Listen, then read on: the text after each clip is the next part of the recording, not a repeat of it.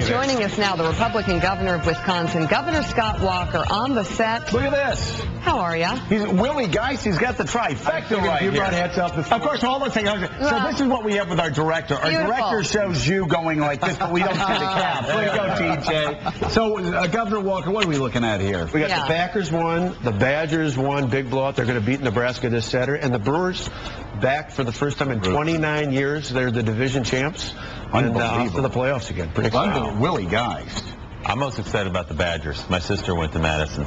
Huge game against Nebraska. Yeah, it really is. Russell Wilson, unbelievable. Who would have thought years ago Russell Wilson would come to Wisconsin because they play the pro set? I mean, we used to play good old-fashioned Big Ten football. We got two great running backs, but a quarterback that could be in the pros as well. That's an exciting time. Plus, you have your own football star.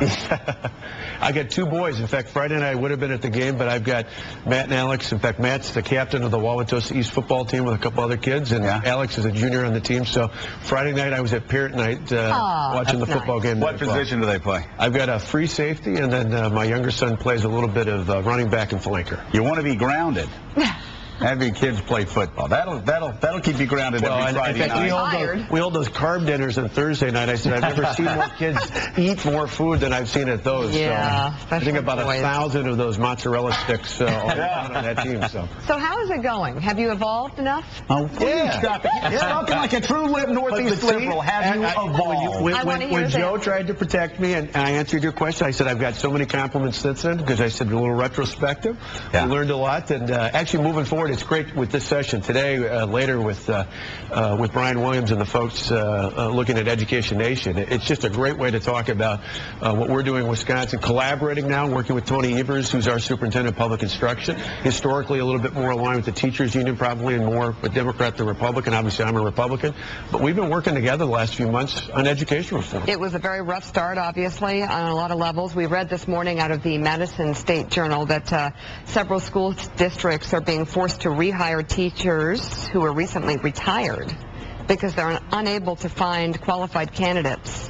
Also, retirements in the public sector jumped 80% last spring compared to the year before. What's going on? Well, I think, folks, there was a lot of concern as to what was going to happen next. In some cases, some misinformation. People thought that their retirement would be taken away. The only changes we made were actually asking all public employees, including teachers, to pay a little bit more for pension, a little bit more for health care, just like I do as well, as did the lawmakers who voted for this.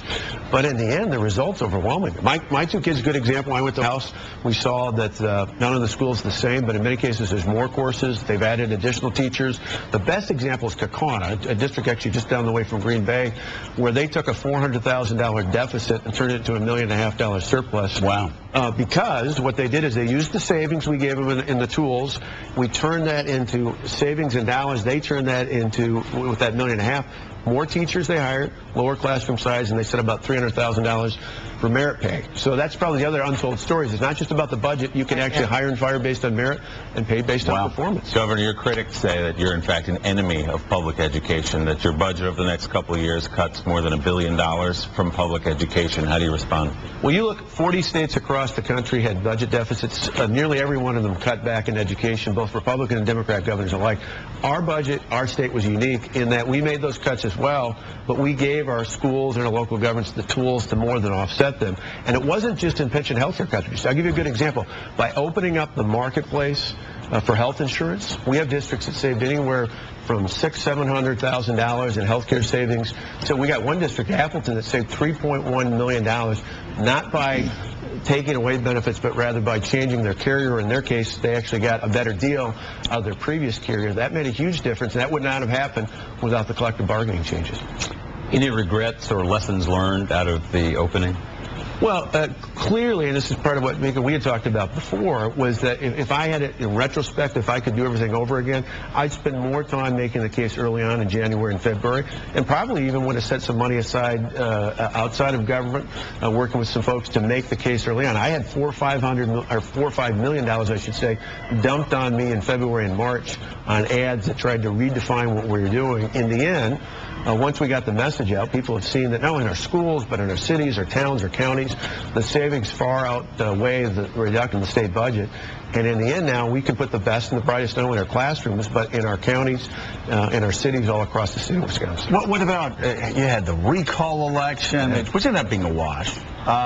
Recall election, so many protests for so long. Wisconsin was a flashpoint. How are your relationships with the individual senators that fled the state? How, with the unions, you're working with the teachers union now.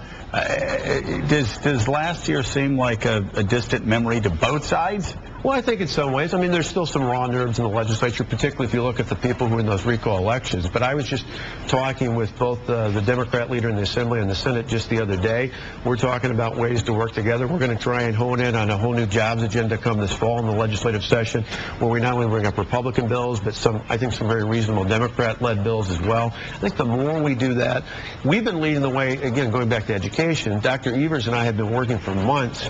We brought together a very collaborative group, about 30 experts on education, and I think that helps because we've showed, you don't have to fight about it. You can actually have a meaningful discussion about it. We're going to have some areas where we just agree to disagree, but in the end, when it comes to education, in the larger context, when it comes to jobs, we've got to find a way to work together. So the Democrats hold up in the hotel room. You meet with them face-to-face, work with them, work through it.